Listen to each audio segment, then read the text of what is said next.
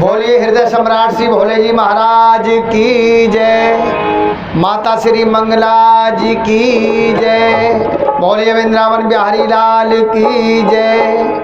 बोलिए हनुमान जी महाराज की जय। बड़ा ही सौभाग्य है, भले ही आबादी कम है कोई बात नहीं, बीज तो अगर ठीक से सींचा जाए तो वो ढेर लगा देता है। इसलिए कोई बात नहीं, कम आबादी है तो भी चलेगा। कहते हैं कि भावना में भावना, तो ऐसी भावना बेकार है, और भावना में अगर भाव है तो भव से बेड़ा, तो भाव कैसा होना चाहिए? भव से बेड़ा पार हो जाए। इसलिए बड़ा सौभाग्य है हमारा कि हमें ऐसे घोर कलयुग में संत महापुरुषों का सानिध्य प्राप्त हो जाता है, और बड़े ही सरलता से। और जो गेट पे हैं माता बहनें, वो भी इधर ही आ जाएं थोड़ा सा, क्योंकि इधर भी ठीक लगेगा। सुनने को तो खैर सुन ही लेंगे, कोई बात नहीं, पर यहाँ थोड़ा अच्छा लगेगा। इसलिए हमारे संत महापुरुषों ने, समय के सतगुरु ने नाना प्रकार से इस मनुष्य रूपी जीव को समझाने का प्रयास किया, बताने का प्रयास किया कि हे मानव, तू अपने आप को जान ले, बस तेरा हो गया भजन, हो गया कल्याण। अभी हमारे हरिओम भाई ने बड़ा ही सुंदर भजन गाया कि मन के तरंग मार लो, बस हो गया भजन। अब तरंगे क्या हैं? कुछ जानते हैं, कुछ नहीं जानते। तो मारे किसको? डंडा लेके घूम रहे तरंगों के लिए, तरंगा कहीं मिल दिख नहीं रहा, तो बड़ी विडंबना है ना। अब वो तरंग क्या है, इस चीज को समझना पड़ेगा। और जब वो समझ में आ जाएगी तो फिर डंडा लेकर के मारने की जरूरत नहीं है। सिर्फ ज्ञान का जो शब्द है, वो शब्द की मार पड़ेगी और मन तुम्हारा दुरुस्त हो जाएगा। इसलिए हमारे संतों ने कहा कि मन के हारे हार है, और मन के जीते जीत, और मन ही मिलाए राम से, और मन ही कराए अजीत। यानी हमारे जीवन का ये मन एक ऐसा सौदा है, अंग है, जो ये ईश्वर से भी मिला देगा, हमारी दुर्गति भी करा देगा और सदगति भी करा देगा। और तरंगे कहां से निकलते हैं? इसी में से निकलते हैं। अब इसके तरंगे कैसे सम होंगे, ये कैसे स्थिर होगा? तो इसी बात को समझाने के लिए हमारे संत महापुरुषों ने आदि काल से ये व्यवस्था सत्संग की कायम की।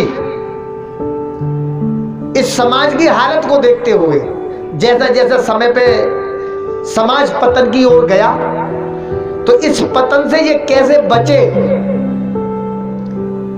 तो उन्होंने ये शोधन करके ये व्यवस्था कायम की सत्संग की। और हम इस मानव जीवन में अच्छे संस्कारों को डालने के लिए इससे बढ़िया सुलभ, सरल और अच्छी कोई दुनिया में व्यवस्था नहीं। बच्चों को आप कितना भी पढ़ाना, भौतिक पढ़ाई, नौकरी मिल जाएगी, जज कलेक्टर सब कुछ हासिल कर सकता है अपने जीवन में इस भौतिक व्यवस्थाओं में। लेकिन जब संस्कारों की बात आएगी, आध्यात्मिक संस्कारों की, तो वो निल पाया जाएगा। और ये चीज कब हमको पता चलती है? जब हम जीवन में उस पथ पर चलते हैं, तो रास्ते में ये सारी चीजें हमें मिलती हैं। कहां किस चीज की आवश्यकता है, तब ये जीवन का बैलेंस ठीक रहेगा।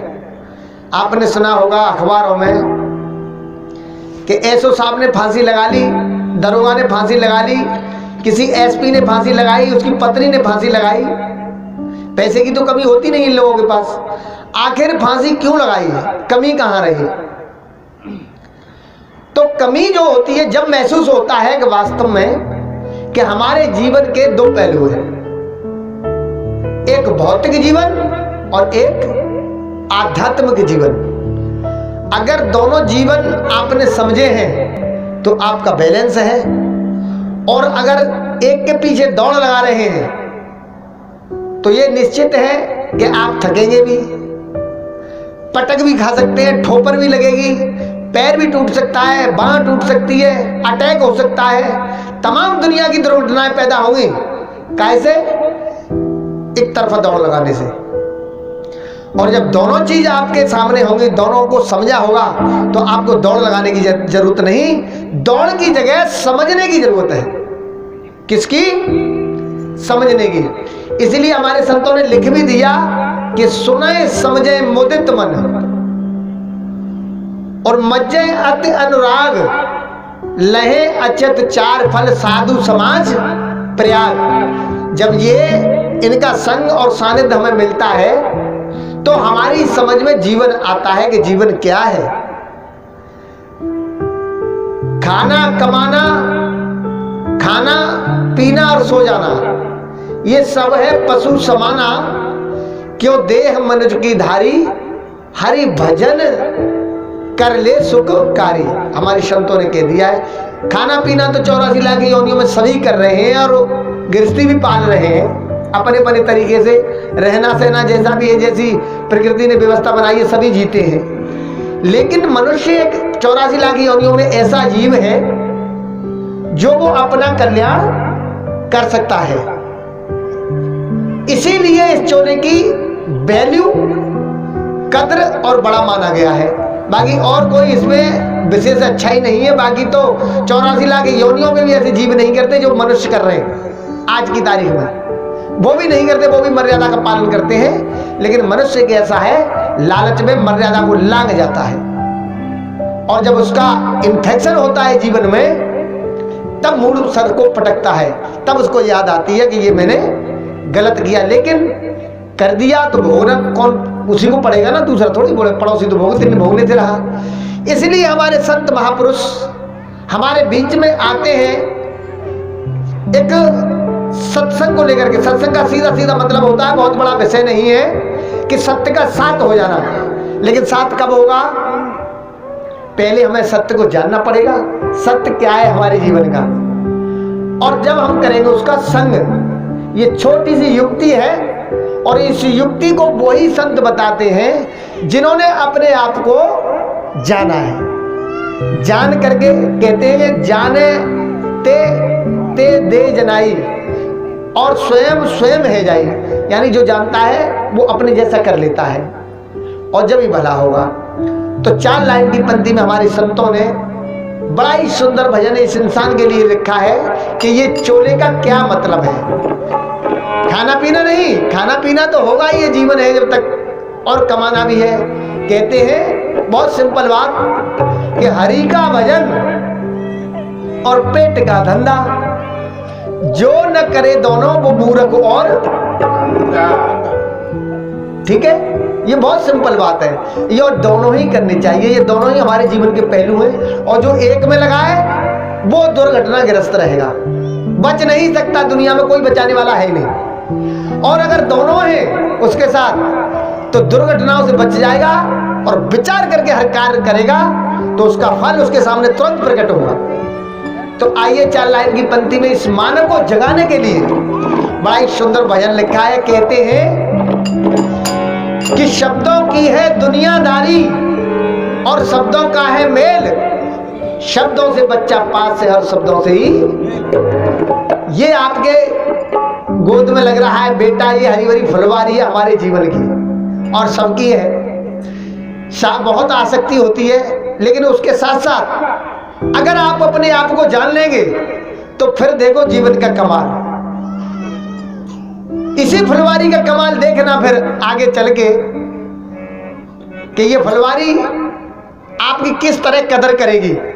नहीं तो देखते रहना, कितना भी पैसा खर्च कर देना, एक गिलास पानी भी नहीं देंगे। और देख रहे हैं आप समाज को, ये संस्कार देना नहीं होता, वो ऑटोमेटिक हो जाता है, क्योंकि ये वायरस है समाज का। और उस वायरस से बचने के लिए सिर्फ एक ही युक्ति होती है, संतों का सानिध्य, समय समय पर सत्संग सुनना। तो आइए 4 लाइन की पंक्ति में बड़ा ही सुंदर लिखा है हमारे संतों ने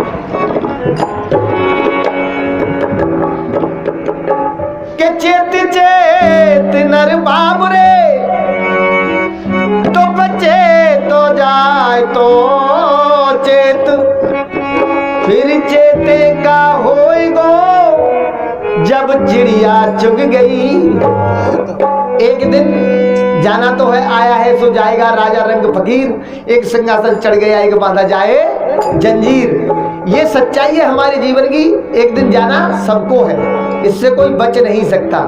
लेकिन जाने से पहले हमें अपने आप को समझना है, संतों के द्वारा, सत्संग के द्वारा, जैसे भी हमारा कल्याण हो सके उसके द्वारा। तो आइए इस भजन में 4 लाइन की पंक्ति में दर्शाया है हमारे संतों ने, और बड़ा ही सुंदर। और क्या कहा कि ये मानव चोला, ये मानव चोला किराए का घर है, एक न एक दिन बदलना पड़ेगा। बदलना पड़ेगा ना, कि नहीं बदलोगे? अगर राजी से नहीं बदलोगे तो उसके पास इंतजाम है, क्योंकि तुम्हारे हाथ में ही नहीं है ये चीज। ये चीज तो उसने अपने हाथ में रखी है, जो उनसे घर में चाहे उसमें रख देगा आपको। तो इसलिए कहा कि मानव चोला किराए का घर है, एक ना एक दिन बदलना पड़ेगा, पड़ेगा एक ना एक दिन बदलना पड़ेगा, एक ना एक दिन बदलना पड़ेगा। ये मानव चोला, ये मानव चोला, ये मानव चोला किराए का घर है, एक ना एक दिन बदलना पड़ेगा, पड़ेगा एक ना एक दिन बदलना पड़ेगा। मौत आ करके, मौत आ करके, मौत आ करके डालेगी डेरा, घर से बाहर निकलना पड़ेगा, पड़ेगा घर से बाहर निकलना पड़ेगा। जय हो, मीठी मीठी तालियों के साथ।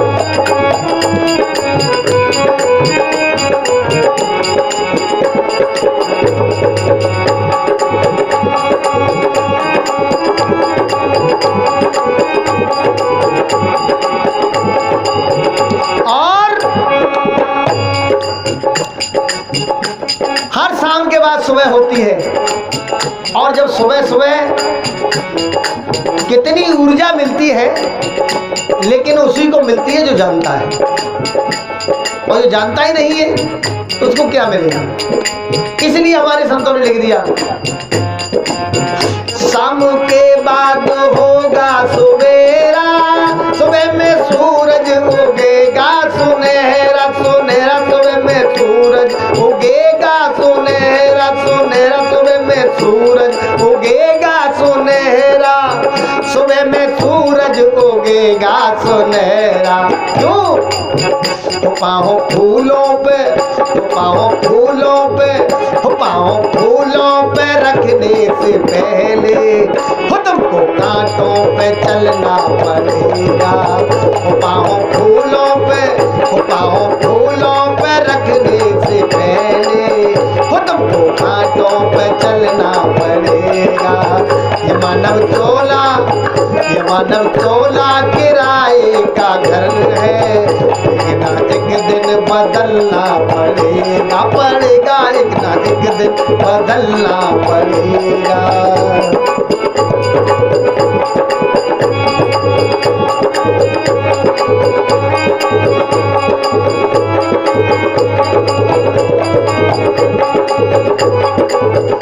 और मनुष्य को बड़ा अहंकार होता है, थोड़ा सा पैसा हो जाए, छोटा सा कोई पद मिल जाए, या थोड़ी सी ताकत हो जाए उस मालिक की कृपा से, तो बड़ा अहंकार हो जाता है। लेकिन ये नहीं पता, ये जो शरीर बनाया है उस मालिक ने, लोहे का नहीं बनाया, स्टील का नहीं बनाया, सोने या चांदी का नहीं बनाया, किसी धातु का नहीं बनाया है। किसका बनाया है? जिस पे हम बैठे हैं उसी का मटेरियल तो है इसमें। जब उसका मटेरियल है तो ये मटेरियल कहाँ जाएगा? 1 सेकंड लगेगी, बह जाएगा, पता भी नहीं चलेगा कहाँ गया। ऐसा है ना? अगर ये चीज हमारी कब समझ में आएगी? जब संतों से हम समझेंगे। हमारे हरिओम भाई ने गाया था, मन की तरंग मार लो बस हो गया। उस तरंग के बारे में पता चल जाएगी ना, तो ये सारी चीजें हमारी समझ में आ जाएंगी 1 मिनट में, ज्यादा समय नहीं लगेगा। इसलिए हमारे संतों ने नाना प्रकार से व्यवस्था बनाई। तो और आगे क्या लिखा? मानव चोला है माटी का ढेरा, एक दिन मिट्टी में मिलना पड़ेगा, पड़ेगा एक दिन मिट्टी में मिलना पड़ेगा, एक दिन मिट्टी में मिलना पड़ेगा। क्यों? किसी को धरती में कर दे दफन को, किसी को अग्नि में जलना पड़ेगा, किसी को धरती में कर दे दफन, ये किसी को अग्नि में जलना पड़ेगा। ये मानव चोला किराए का घर है, एक ना एक दिन बदलना पड़ेगा, पड़ेगा एक ना एक दिन बदलना पड़ेगा।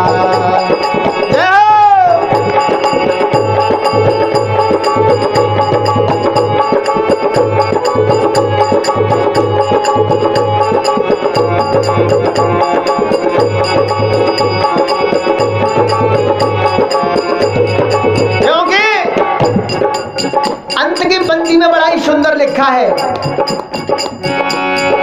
क्योंकि चोले तो उस मालिक के पास 84 लाख रखे हुए हैं और उनमें से कोई सा भी आपको दे देगा। अब नहीं देगा तो थोड़े समय बाद दे देगा, उसकी तो व्यवस्था है, ये व्यवस्था हमारी नहीं है।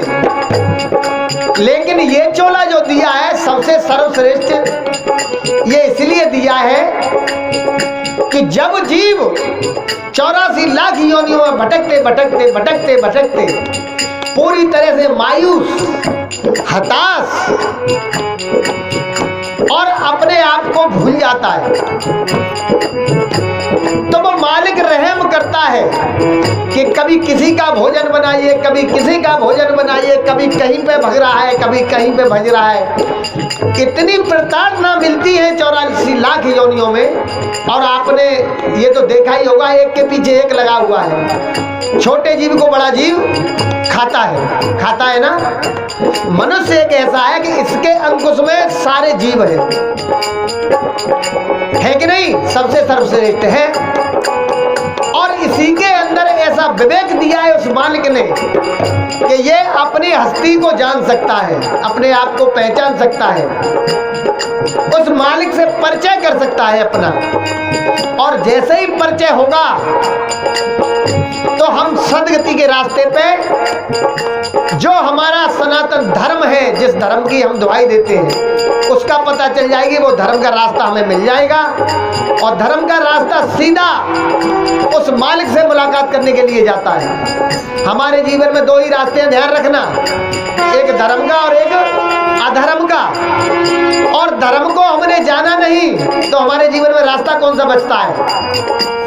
स्वाभाविक अधर्म का रास्ता बचता है, चाहे हम कुछ भी कर लें। इसलिए जब बच्चे को हम पढ़ाते हैं, क्यों पढ़ाते हैं? जीवन तो उसका बगैर पढ़े का भी चलता है, खाना पीना तो उसको भी मिलता है, कपड़े वो भी पहन लेगा, लेकिन पढ़ाने का लक्ष्य क्या होता है? इसलिए कि ये अपने जीवन को सम्मान के साथ जिए, दुनिया में मान सम्मान मिले और बड़ा आदमी बने। अब भौतिक जीवन में तो बड़ा आदमी बना लिया आपने, लेकिन आध्यात्मिक जीवन में कैसे बड़े होंगे? बड़ा तो जब माना जाता है जब दोनों पहलू आपके दुरुस्त हों। पैर 2 होंगे तो दौड़ लेंगे आप, 1 होगा तो कैसे दौड़ेंगे? तो इसीलिए ये दोनों चीज हमारी दुरुस्त रहनी चाहिए, तब हम पूर्ण हैं, नहीं तो अधूरे हैं। इसलिए पंक्ति में लिखा हमारे संतों ने, और कितना सुंदर लिख दिया कि जीते जीते न जाना प्रभु को, मानव जीवन जाए दुर्गति को, गति को मानव जीवन जाए दुर्गति को।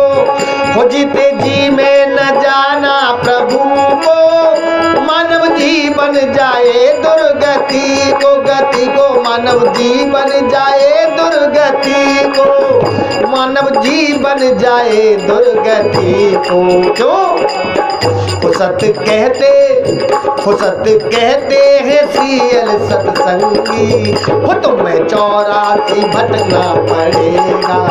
हो सत कहते हैं सीयल सत्संगी, 84 में भटकना पड़ेगा, पड़ेगा 84 में भटकना पड़ेगा। मानव चोला, ये मानव चोला किराए का घर है, एक ना एक दिन बदलना पड़ेगा, पड़ेगा एक ना एक दिन बदलना पड़ेगा। मौत आकर के आवाज देगी, मौत आकर के आवाज देगी। घर से बाहर निकलना पड़ेगा, पड़ेगा घर से बाहर निकलना पड़ेगा। तो प्रेमी सज्जनों, ये तो है हमारे जीवन की सच्चाई। देखिए ढोलक और बाजा दोनों बज रहे हैं, बड़ा आनंद आ रहा है, लेकिन ये तो ढोलक और बाजे का आनंद हुआ। एक आनंद होता है कि जब हम अपने स्वामी से मुलाकात करेंगे, जो इस शरीर को चला रहा है, प्राणों का पति है। तुम हो एक अगोचर सबके प्राण पति। और प्राण कहाँ है हमारा? वृंदावन में या हरिद्वार में? कहाँ है प्राण हमारे? ये तो सभी जानते हैं प्राण कहाँ है हमारे। सूरज भाई अंदर है ना। और प्राणों का पति फिर कहाँ होगा? अरे आरती नहीं गाते हो तुम? ओम जय जय सरे वाली। तो वो एक अगोचर सबके प्राण पति नहीं गाते हो? कहते फिर भी ध्यान नहीं है। और प्राणों का पति, प्राण कहाँ है? अंदर। प्राणों का पति फिर कहाँ होगा? अंदर ही तो होगा।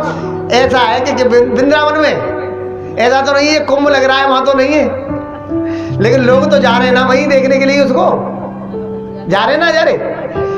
चलो खैर कोई बात नहीं, पिकनिक तो हो ही जाती है कम से कम। और पिकनिक के लिए तो आदमी लाखों रुपए खर्च कर देता है, लेकिन प्यारे ध्यान करना, जब सौदा आएगा खाएगा हमारे जीवन का। पिकनिक तो हमने बहुत मना ली, लेकिन ये जीवन सार्थक होना है। नहीं तो उसके पास 84 लाख खोल रखे हैं, कोई भी खोल दे देगा तुम्हें जीने के लिए। खूब पिकनिक मनाओ, खाओ पियो और एक दूसरे का भोजन बनते रहो। ये मनुष्य का चोला इसीलिए दिया है। पिकनिक तो मनाओ, ये तो तुम्हारा एक्स्ट्रा है ही, मौज मस्ती, लेकिन इसके साथ साथ उस अपने प्राणों के पति से परिचय जरूर कर लो। अगर नहीं जानते हो तो जान लो। क्यों? कि यही जीवन है। जितना समय चला गया अनजाने में, कोई बात नहीं, अनजाने में समय चला जाता है, लेकिन जब समझ में बात आ जाए तो फिर हमें देर नहीं करनी चाहिए। क्योंकि इससे कब पड़ोसी को भला नहीं होगा, स्वयं का होगा। ये स्वयं का सौदा है। जैसे भूख लगी है आपको, तो पड़ोसी खाना खा लेगा तो आप झिक जाएंगे? नहीं झिकेंगे ना, खुद खाना पड़ेगा ना। तो ये भी ऐसा ही सौदा है, खुद को समझना पड़ेगा। जब ही तो कह दिया सुने समझे मुदित मन, खुद को समझ करके अपना कल्याण तब होगा।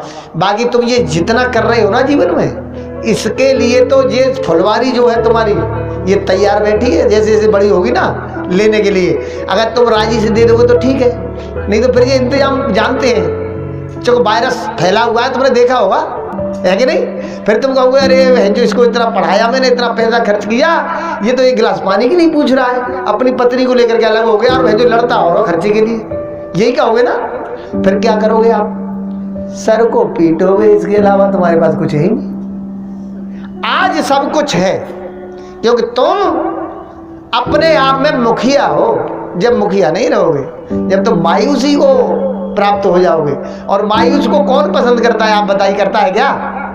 सब ये कहते हैं, मान लीजिए तो कचड़ा यहाँ से हट गया तो ठीक है। ये तो कचड़ा बनने से पहले संतों का ये मत होता है कि कचड़ा तो बनोगे, लेकिन उससे बनने से पहले शुभ काम में देरी मत करो, अपने आप को समझ लो। और ऐसा मौका बार बार मिलता नहीं। हमारा तो सीधा है, मानो न मानो आपकी मर्जी, कहना हमारा काम है। जो हमने जाना है, समझा है और उसका जो आनंद ले रहे हैं, हम तो वो बता रहे हैं। ऐसा नहीं है कि किसी कहीं सुनी हुई बात की बात कर रहे हैं। हमें तो जो आनंद मिल रहा है उस आनंद के विषय की बात कर रहे हैं, बाकी मर्जी आपकी है। तो ज्यादा ना कहते हुए, समय का भी अभाव है। बोलिए सच्चे दरबार की।